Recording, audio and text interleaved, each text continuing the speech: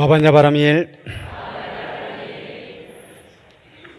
제가 약 2주, 거의 3주 다 돼가는 것 같아요. 3주 가까이를 계속 여름 감기에 기침이 생겨가지고 여러분들에게 좀 안 좋은 목소리를 들려드렸어요.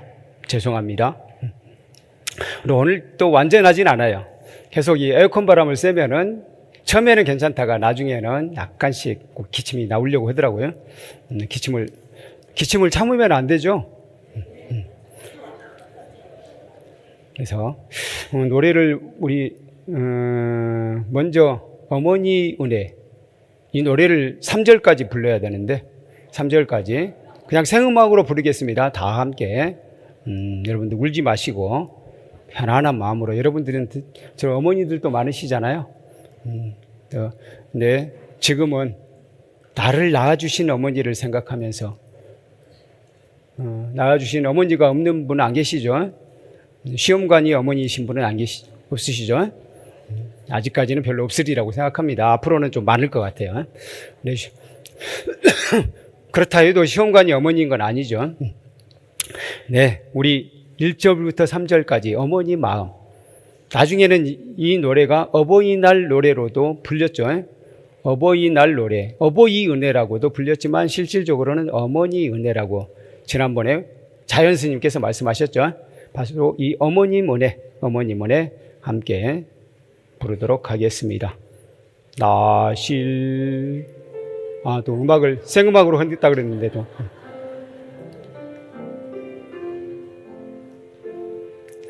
실제 괴로움 다 잊으시고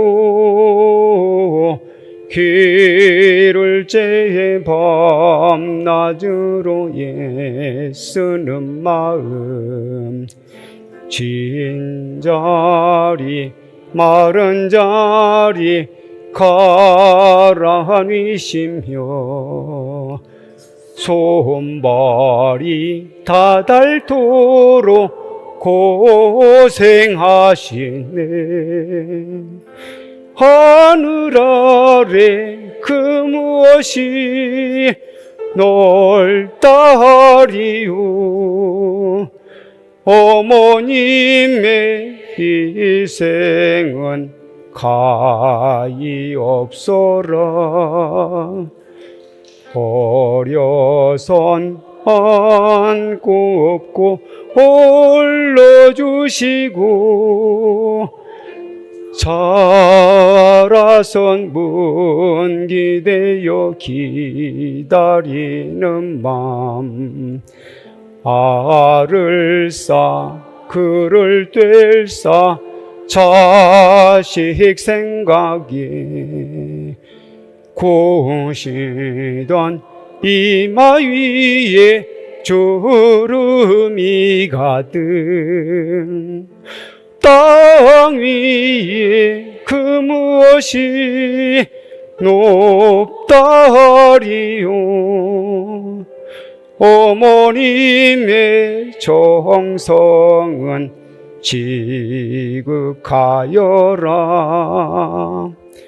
사람의 마음속에 온가지 소원 어머님의 마음속엔 오직 한 가지 아낌없이 일생을 자식 위하여 살과 뼈를 깎아서 바치는 마음 인간의 그 무엇이 거룩하리요. 어머님의 사랑은 그지 없어라.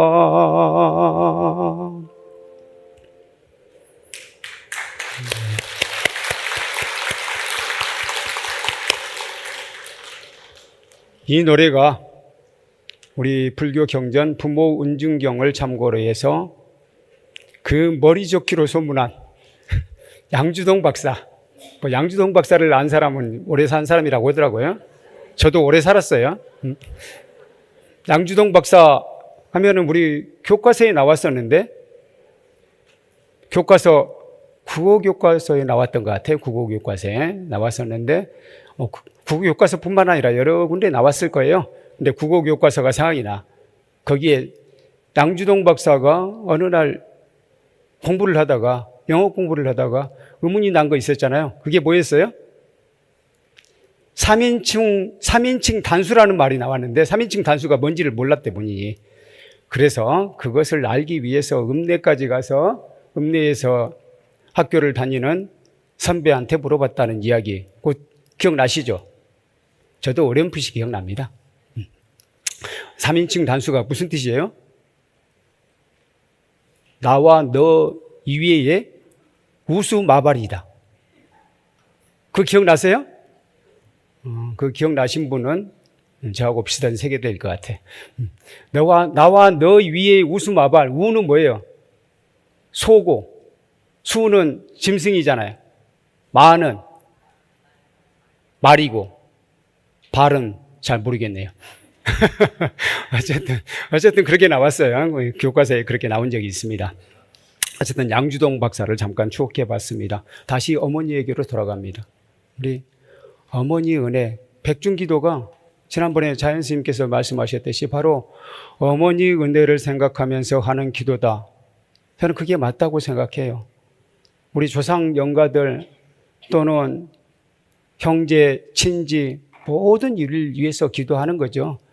그런데 백중기도의 기원이 어디서부터 시작됐습니까? 바로 목련존자가 어머니를 위해서 간절하게 기도하는 마음으로 시작한 거잖아요. 그래서 우리는 이날을 기해서 어머니 은혜를 생각하지 않을 수 없습니다. 어떻게 보면 목련존자의 어머니는 아주 모범적인 어머니라고 할 수 없어요. 그렇잖아요. 아들이 타지에 나가서 장사를 하고 돌아오는데 집안에서 흥청망청 방탕한 생활을 했잖아요. 그래서 아주 모범적인 어머니라고 할 수는 없습니다. 그런데 부처님의 상수 제자인 사리불존자, 목련존자의 두 어머니가 아주 모범적인 불자는 아니었더라고요. 사리불존자의 어머니, 사리불존자, 사리불이라는 이름의 의미가 무슨 뜻인지 아시죠? 사리불이라는 뜻은 사리붓다예요. 사리는 어머니 이름이고요. 붓다는 아들이라는 뜻이에요. 사리붓다를 한자로 음력하다 보니까 사리불이 됐어요. 그래서 어머니가 상당히 중요한 분이라고 생각이 되는데 어쨌든 나중에 사리불존자가 어머니를 나중에 찾아간 적이 있어요. 어머니에게 일종의 탁발을 하러 간 적이 있습니다. 그런데 그때 어머니가 아들을 책망하면서 이야기합니다. 너는 이 좋은 집을 놔두고 어디 나가서 그렇게 비룡뱅이가 되어가지고 있느냐? 라고 책망을 했다고 합니다. 그야말로 부처님의 가르침도 모르시고 아들의 깊은 뜻도 몰랐다고 볼 수 있잖아요. 우리 상수제자의, 부처님 상수제자의 어머니들이 아들을 그렇게 이해하지 못했다는 것이 참 안타까운 일이긴 하지만 그런 어머니일지라도 그 어머니들은 모두 10달 동안 자식을 뱃속에다가 넣어서 길러주신 어머니예요. 그 뱃속이란 거 생각해 보세요. 뱃속을 저는 뭐라고 생각하냐면 우리 스님들의 개념은 토굴이라고 생각해. 토굴 중에서도 그렇게 안락한 토굴이 없어요. 아주 안락한 토굴입니다. 그 토굴에서는 모자란 것이 하나도 없어요. 아주 안전합니다. 춥지도 않고 덥지도 않고 숨쉬기도 편안하고 지내기에 그 어떤 것보다도 좋은 천국 중에 천국, 극락 중에 극락이 바로 어머니 뱃속이에요. 그런데 그렇게 안락한 보금자리를 만들기 위해서 어머니는 얼마나 희생을 해야 됩니까? 10달 동안 지불 한 채를 달팽이처럼 매달고 다녔다는 거. 그것만으로도 우리는 어머니 은혜를 절대 잊어서는 안 된다는 거예요. 그걸 부모 운중경은 강조하고 있습니다. 그래서 이 시점에 우리 한번 어머니 뱃속으로 들어가는 명상을 한번 해보도록 하겠습니다. 어머니 뱃속에서 지냈던 것을 한번 생각하면서 어머니 은혜를 깊이 생각해 보겠습니다. 지그시 눈을 감으시고 아주 편안한 마음으로 이 몸과 마음을 주신 어머니에게 감사하는 마음으로 내 몸이 어떤지, 내 마음이 어떤지 살펴보면서 조용히 명상에 들어가 보도록 하겠습니다.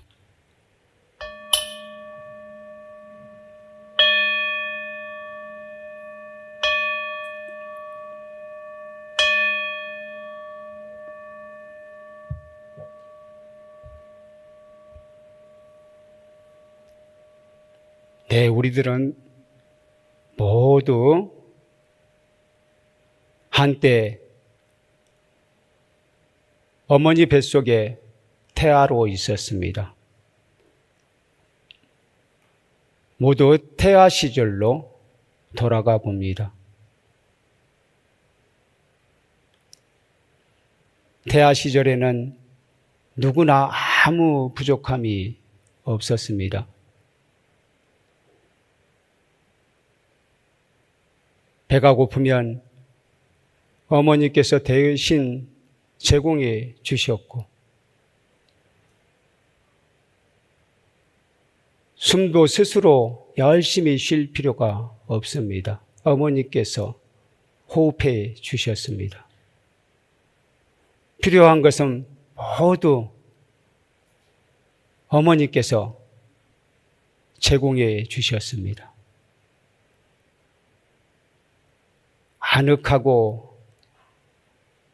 아늑한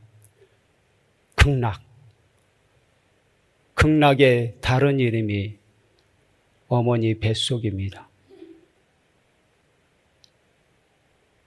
우리는 모두 어머니 뱃속에서 아무 부족함 없이 어머니 은혜로 살고 있습니다.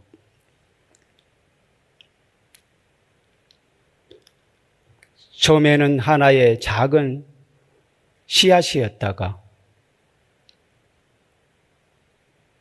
점점 자라나서 6가지 감각기관이 완전해지고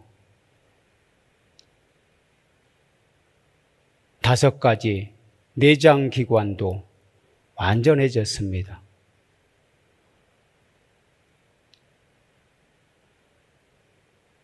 아무것도 보이지 않았지만 아무것도 볼 필요가 없었습니다.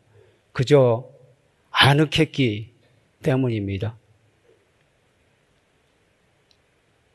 이곳은 물속이면서도 물속이 아닌 듯 했고, 뜨겁지도 차갑지도 않은 그야말로 안정된 온도에서 안락하기 그지없습니다.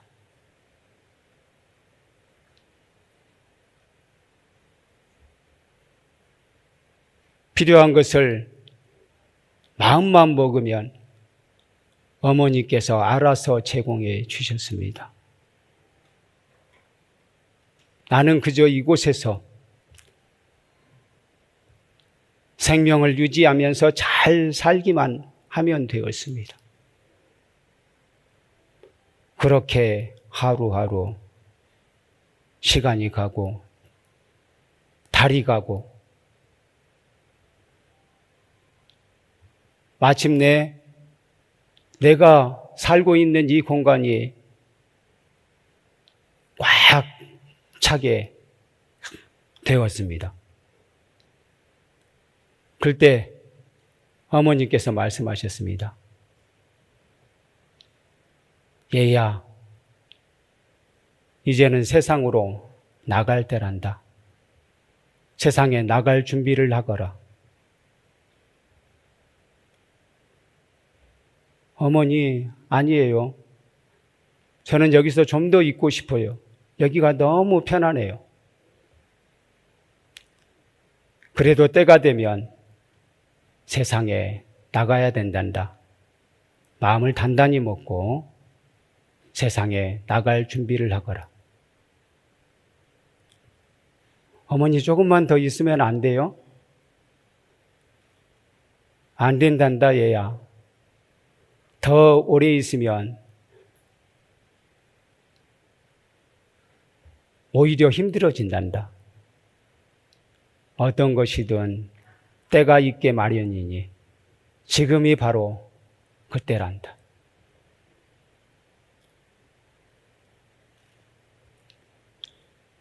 내가 문을 잘 열어줄 테이니 어서 잘 나오거라.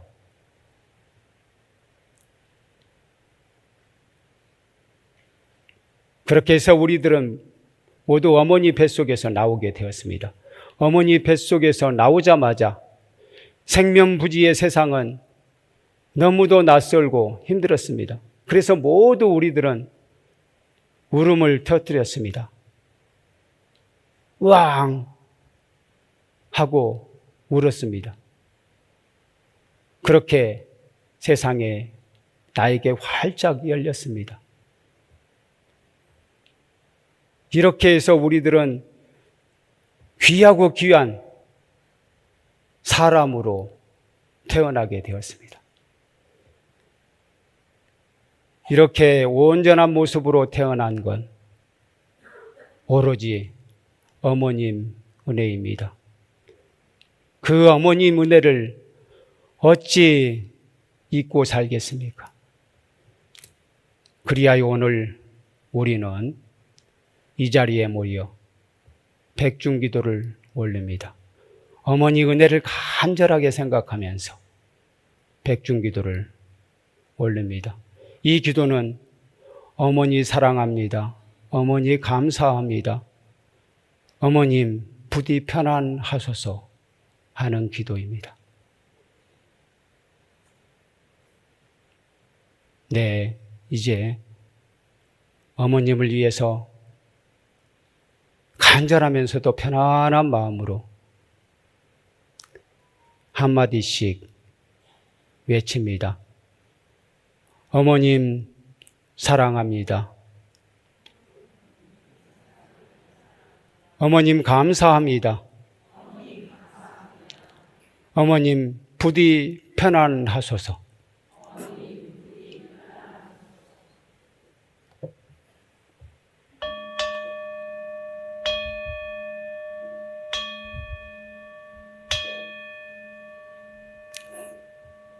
네, 눈 뜨시고, 네, 어머니 뱃속에 들어가 보시니까 안온하셨어요? 진짜 어머니 뱃속이야말로 아주 편안한 토굴이라는 생각이 들지 않으십니까?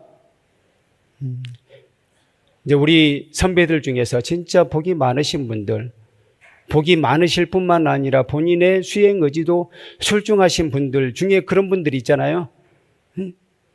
토굴 속으로 들어가서 사방에 아예 철조망을 치고는 나는 절대로 깨달음을 얻기 전에는 이곳을 나가지 않으리라 라고 하시고 아예 토굴 속에, 토굴이라는 감옥 속에 갇히신 분들, 그런 분들 얘기 들어보셨죠? 예를 들자면 성철 큰 스님께서 그러셨다고 들었습니다. 6년 동안 홀로 토굴 속에서 생활을 하셨다고도 들었고, 또 전설의 달마대사도 그랬다고 했죠. 달마대사는 몇 년이라고 했죠? 이분은 철조망을 친 건 아닙니다만 9년 동안 토굴 속에서 면부역 수행을 했어요. 그렇게 성철 큰 스님께서 수행하실 때 누군가는 거기에 하루에 한 번씩 음식을 갖다 준 분이 계셨죠. 바로 그분이 어머니라고 생각하시면 돼요. 어머니가 바로 그런 역할을 내게 해주셨다. 그로 인해서 우리는 바로 이 자리에 있다 라고 생각하면은요, 그 어머니가 어떤 분이든지 우리는 감사하는 마음을 잊지 않아야 된다는 겁니다. 그래서 오늘은 부모 은중경에 나오는 10가지 은혜 한번 생각해 보도록 하겠습니다. 10가지 은혜. 부모 은중경에 이 부분이 3장인가 4장인가 될 겁니다. 여기에 보면은 이제 어머니 은혜를 10가지 개송으로 읊은 부분이 있어요. 첫 번째는 어머니께서 10달 동안 뱃속에서 아이를 품고 길러준 은혜입니다. 이 부분을 같이 한번 읽어보실까요? 우리 법회보 노래 다음에 두 번째 단락이네요. 여러 겁에 지중한 인연으로 금생에 어머니의 모태에 의탁하니 날이 가고 달이 가서 오장이 생겨나고 7달에 도달하니 육정이 열리었네. 어머니 몸 무겁기는 태산과 다름없고 가나 오나 서나 앉나 풍제가 두려우며 아리따운 비단 옷도 이제는 입지 않고 단장하던 경대에는 먼지들만 쌓여가네. 모두 어머니들은 10달 동안 이렇게 아주 금욕적인 생활을 하실 수밖에 없잖아요. 왜? 자식을 뱃속에 안고 있으니 뭔가 마음껏 즐길 수가 없어요.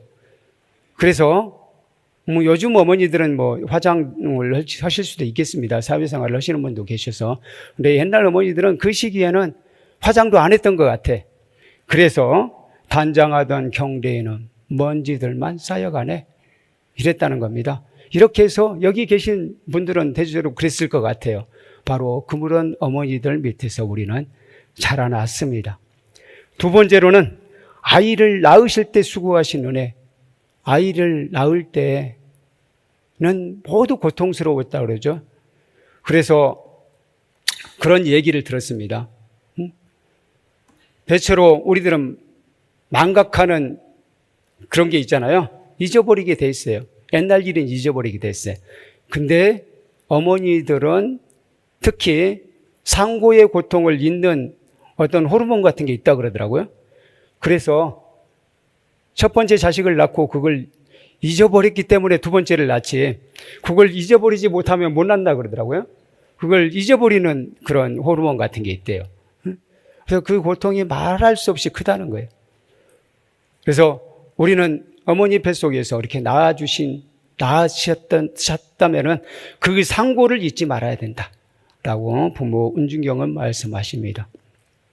셋째, 아기를 낳고서 근심을 잊으신 은혜입니다. 아기를 낳고 나서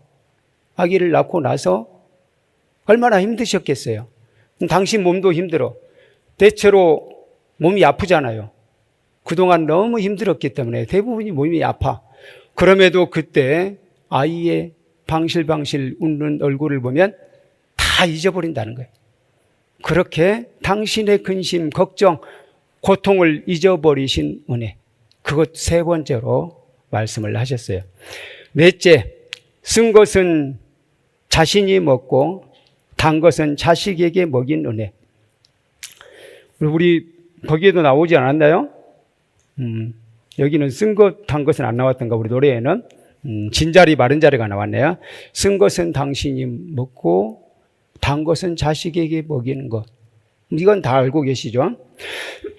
어렸을 때 항상 보면은 어머니가 그렇게 하셨다고 하잖아요. 그저께 김병조 교수님이 우리 명심보감 강의하면서도 그렇게 말씀을 하시더라고요.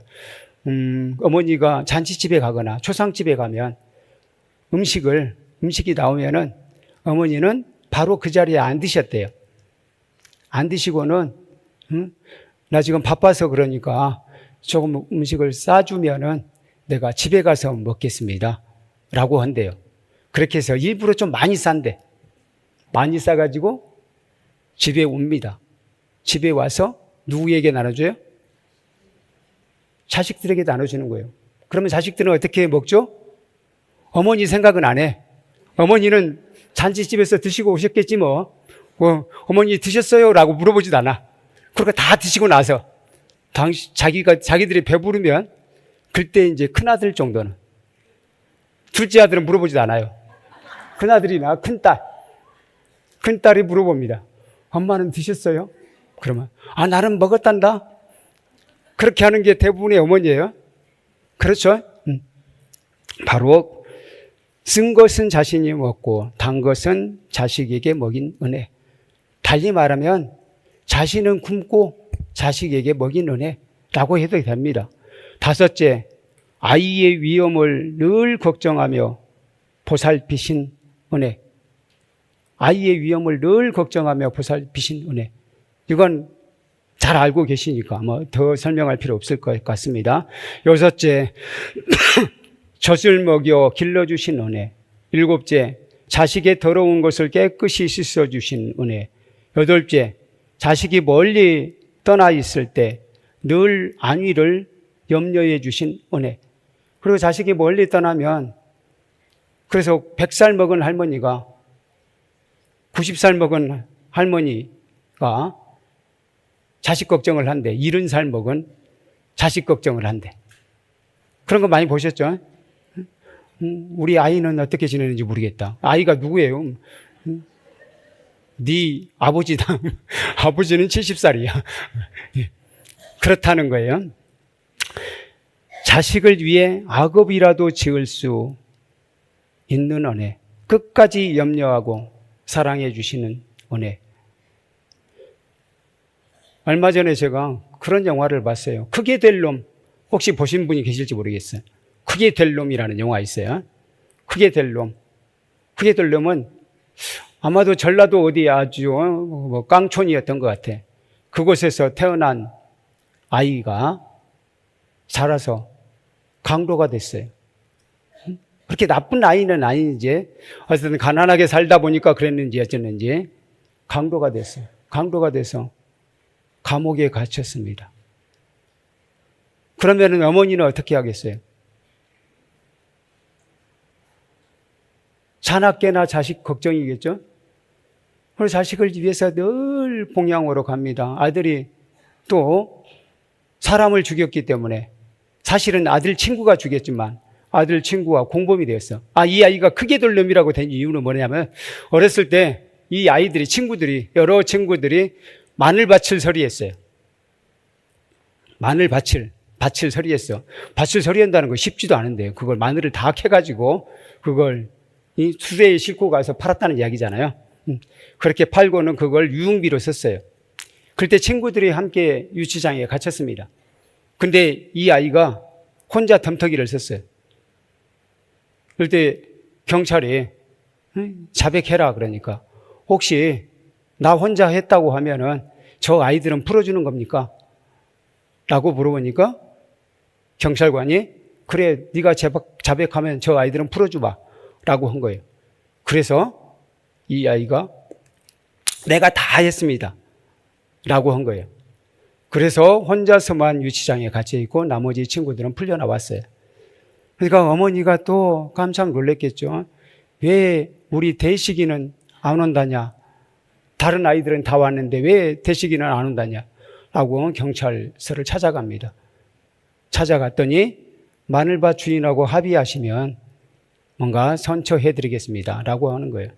그래서 마늘밭 주인에게 자기 땅을 팔아서 변상을 하고서야 아이를 꺼낼 수 있었습니다. 그걸 보고 동네 이장이 한 말씀 한 거예요. 그래서 저놈이 자기 친구들 죄까지 뒤집어 썼다고 해서 이장님이, 저놈이 크게 될 놈이요. 크게 될 놈이야 라고 한 거예요. 그래서 제목이 크게 될 놈이었어요. 근데 하필이면 크게 될 놈이 강도가 돼버린 거예요. 그러니까 어머니 마음이 어떻겠어요? 강도 중에서도 상강도가 되어서 살인자가 되어서 사형수가 된 거예요.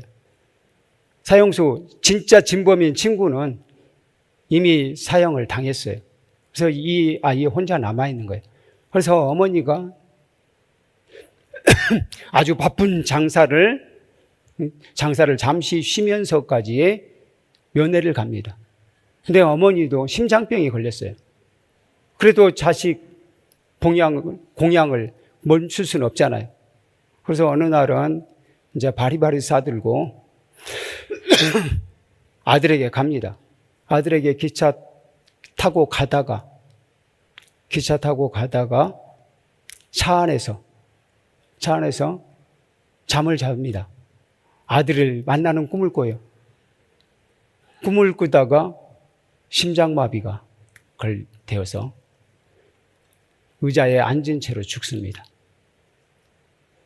그래서 아들을 생각하다 죽었기 때문인지 얼굴엔 빙그레 미소가 지어졌어요. 미소를 띤 채로 죽었어요. 그 소식이 아들에게 전해졌어요. 그 아들이 절규를 합니다. 사형수는 전데 어머니가 죽어야 된단 말입니까? 라고 생각하고는 통곡을 하고는 그리고는 마음을 고쳐 먹습니다. 어머니께서 나에게 마지막까지 바라는 것은 무엇이었던가? 그럼 착한 사람이 되어서 바르게 살아라 하는 것 아니었던가? 라고 생각한 거예요. 그래서 이분이 마음을 고쳐 먹고 그때부터 종교 생활을 했어요. 불교를 믿었으면 좋았겠지만 불교를 믿지는 않았고 기독교 바이블을 공부해서 목사가 됐습니다. 목사가 되어서 나중에는 이제 감옥에서도 모범수로 선정이 되어서 출소하게 돼요. 출소하게 되어서 나중에 목회 활동을 주로 교도소를 다니면서 하게 됩니다. 바로 교도소에서 당신의 이야기를 이렇게 해준 거예요. 그 이야기가 바로 이 영화예요. 바로 어머니는 그런 분이라는 거예요. 어머니는 사실 당신도 심장병에 걸렸으니까 얼마나 고통스럽겠어요. 그런데 감옥에 있는 자식을 위해서 자나깨나 걱정하면서 남들은 내 자식을 손가락질 하겠지만 나쁜 놈이라고 욕하겠지만 나는 내 자식을 믿는다. 내 자식이 속마음은 나쁜 놈이 아니다. 그래서 어떻게든 내가 내 아이를 개과천선시키겠다라는 마음으로 감옥의 뒷바라지를 계속했던 거예요. 그게 바로 어머니의 마음이다. 그리고 부모 은중경에 바로 10가지 은혜가 바로 그런 어머니 은혜를 잊지 말아라 라는 뜻으로 개송으로 읊어진 것입니다. 그래서 오늘은 어머니를 위해 기도하는 날이라고 생각하고 백중기도를 좀 더 간절하게 올려봤으면 합니다. 백중은 어머니 은혜를 잊지 말라는 기도다 라는 것을 다시 한번 되새기면서 우리 큰 스님 말씀 한번 같이 읽으실까요? 우리 거기에 오타가 하나 있습니다. 열애 공덕장입니다. 법회보의 가운데 페이지에 보시면은 열애 공덕장의 문을 여는 것이다. 그 부분이 있습니다. 굵은 글씨로 된 부분, 그 부분을 같이 읽겠습니다. 부모님은 나의 생명의 연원이며 나의 생명은 부모님 생명 속에 있다. 여일 수 있고 여일 수 없고 끊을 수 없는 부모님의 깊으신 자애는 우리 생명 저 밑바닥에서 항상 우리를 키운다. 부모님에게 효성하는 것이 부처님께 효성하는 것이며 자성에 효성하는 것이며 열애 공덕장의 문을 여는 것이다. 네, 오늘 어머님의 은혜를 깊이 생각해 봤습니다. 오늘 생각했던 어머님 은혜를 백중기도 끝날 때까지 잊지 마시고 백중기도는 곧 어머님의 은혜를 잊지 않고 기리는 기도다 라는 것을 다시 한번 강조하면서 이상 마치겠습니다. 근념하셨습니다. 감사합니다. 와반야바라밀.